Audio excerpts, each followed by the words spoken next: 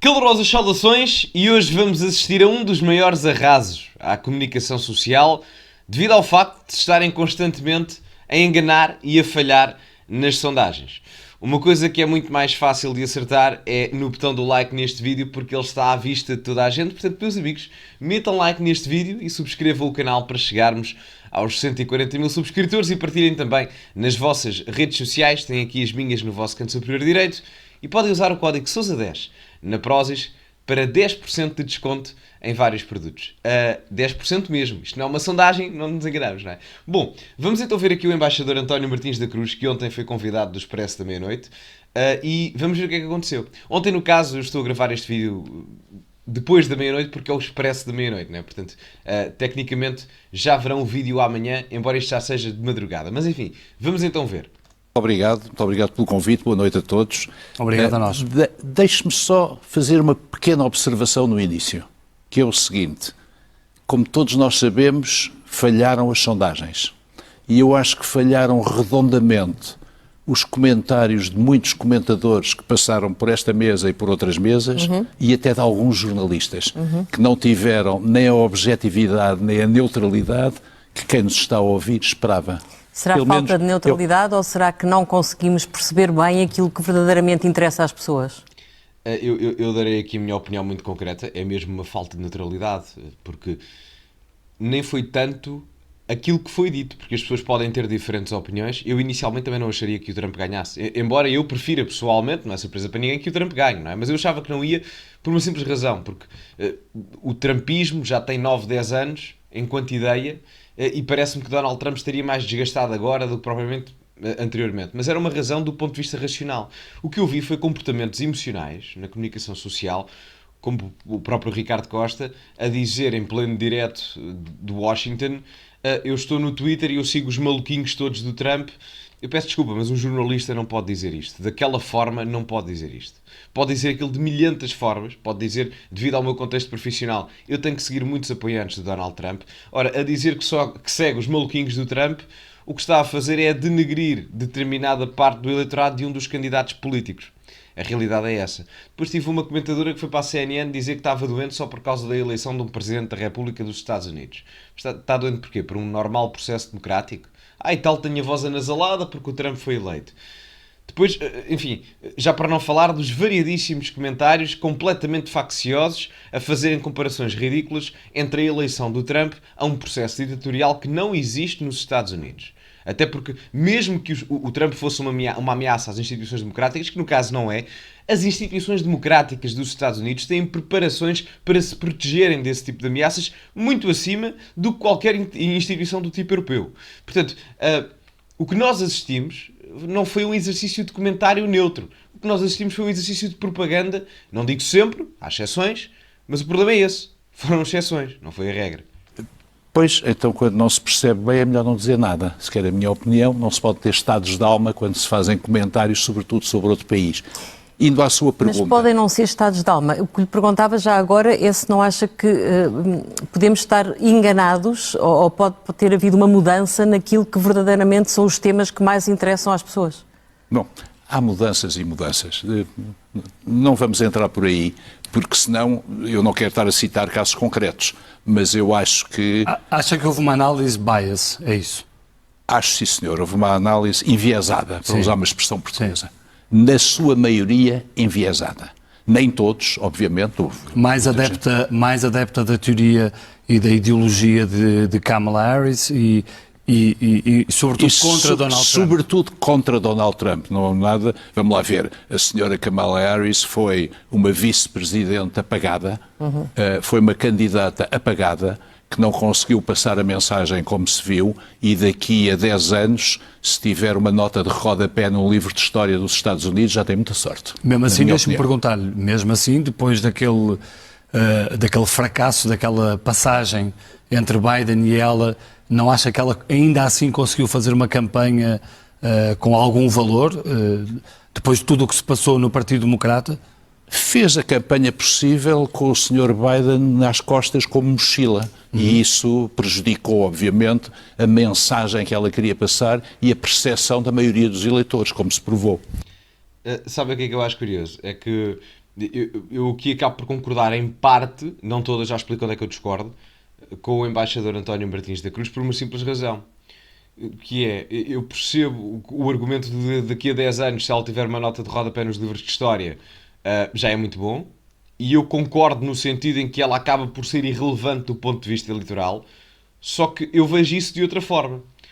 Como ela foi tão irrelevante do ponto de vista eleitoral, no sentido em que perdeu a presidência, perdeu o voto popular, perdeu o colégio eleitoral, perdeu a Câmara dos Representantes, perdeu o Senado, não tem maioria no Supremo Tribunal, ou seja, perdeu literalmente todas as instituições do foro democrático, ou perdeu a maioria em todas as instituições do foro democrático americano, eu acho que ela efetivamente pode ficar para a história como talvez das piores candidatas, com piores resultados eleitorais, exceto aquelas landslides do Reagan, etc. Mas contextualmente falando, das piores candidatas que o Partido Democrata já teve na história moderna da política americana.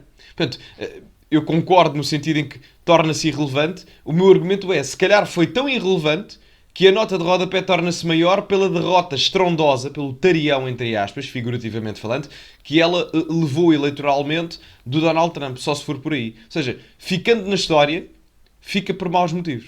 Foi isso que a impediu de falar de economia, provavelmente. Não, isso foi por incompetência. Foi por incompetência.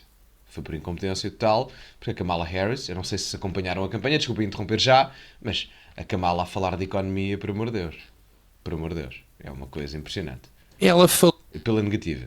de economia. Olha, falou sobretudo, por exemplo, de uma coisa. Enquanto o candidato Trump, hoje eleito, falava em aumentar as taxas alfandegárias de 10 a 20% no que diz respeito à Europa, ela falava de subsidiar as empresas americanas para resistirem ao impacto do comércio externo.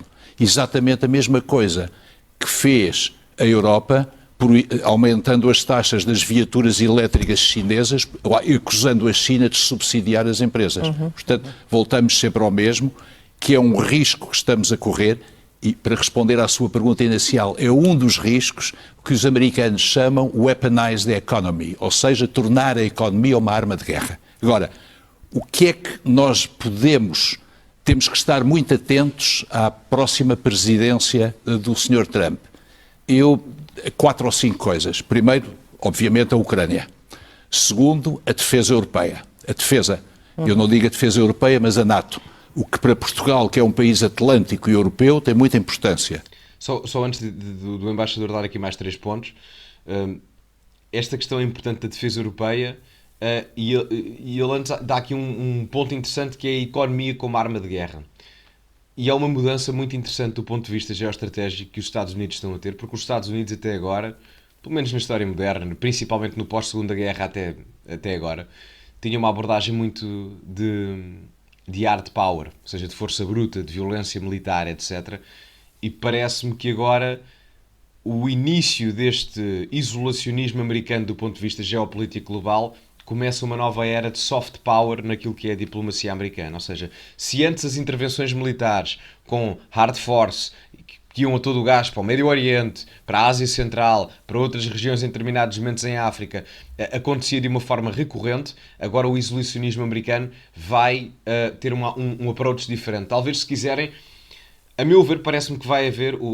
Havia um investigador, o Robert Kagan, que fazia uma comparação entre aquilo que era o intervencionismo externo europeu e o intervencionismo externo americano.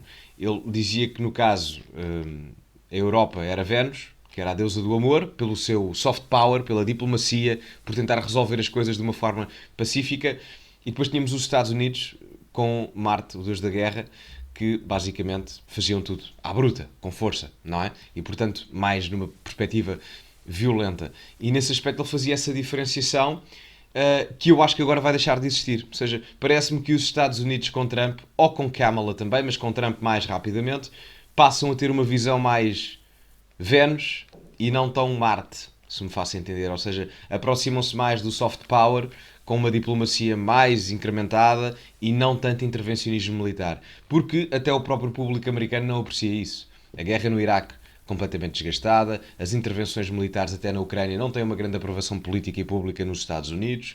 Portanto, de um ponto de vista geral, parece que é isso que vamos ver na América. Na Europa, eu creio que vamos ver o caminho oposto. Se os Estados Unidos vão caminhar em direção a mais soft power, mais diplomacia, eu creio que a Europa vai se militarizar em direção à hard power e intervencionismo militar. Não tanto como os Estados Unidos eram no passado, mas acho que acabarão os dois para se encontrar mais ou menos no mesmo ponto, numa aliança que continuará a existir, mas não tão forte como no passado. Depois, seguramente, a economia e o comércio. E num outro plano, que para nós não é tão direto, mas é importante, muito importante para a Europa, o Médio Oriente e o que é que serão as relações com a China. E eu penso que é à volta disto que se vai processar como é que o mundo vai encarar as possíveis mudanças da presidência Trump. Temos que ter em atenção o seguinte: muito do que se diz nas campanhas eleitorais não é aquilo que se faz quando se chega ao poder. Nos Estados Unidos, em Portugal, na Bulgária ou na Indonésia, em qualquer geografia. E, portanto, temos que ter muita atenção quando o candidato Trump diz que resolve a Ucrânia em 24 horas, porventura o presidente Trump não resolve nem em 24 dias e talvez em 24 semanas. Vai seguramente acelerar o processo, mas enfim, podemos regressar a este tema. Sim, isto é verdade. Não há muita. Esta parte final aqui mas acho que é. Enfim, acho que é de conhecimento geral. Talvez só alguma parcela mais fanática dos partidos políticos ou dos candidatos é que acha que todas as propostas. Por exemplo, mesmo na questão das tarifas alfandegárias à China, é complicado fazer disso de um dia para a noite, no sentido em que o maior parceiro comercial dos Estados Unidos é a própria China. A relação comercial entre ambos os países, eu acho que para aí quase 20% das importações dos Estados Unidos são provenientes da China, ou seja, mesmo até na questão das tarifas alfandegárias é preciso muita metodologia para se perceber o que é que se vai fazer, porque estamos a falar não só do maior parceiro comercial, mas ao mesmo tempo de alguém que representa quase 1/5 da economia em termos de importações americanas, não é? Portanto, mais um exemplo também. Meus amigos, eu acho que isto foi uma exemplificação boa, um bom momento televisivo no sentido em que se nota claramente o porquê do enviesamento dos meios de comunicação social, e ainda bem que há alguém que o exprima de forma tão concisa, direta e eloquente. Acho que é importante nas televisões. Meus amigos, ficamos por aqui. Muito obrigado a todos. Metam like no vídeo, subscrevam o canal, partilhem nas vossas redes sociais. Código Sousa10 na Prozis para 10% de desconto. Têm as minhas redes sociais no vosso canto superior direito. Sigam-me lá. O @ é igual em todas. TikTok, Instagram e Twitter. Ficamos por aqui e, como é habitual, acima de tudo, cultivem-se e até à próxima.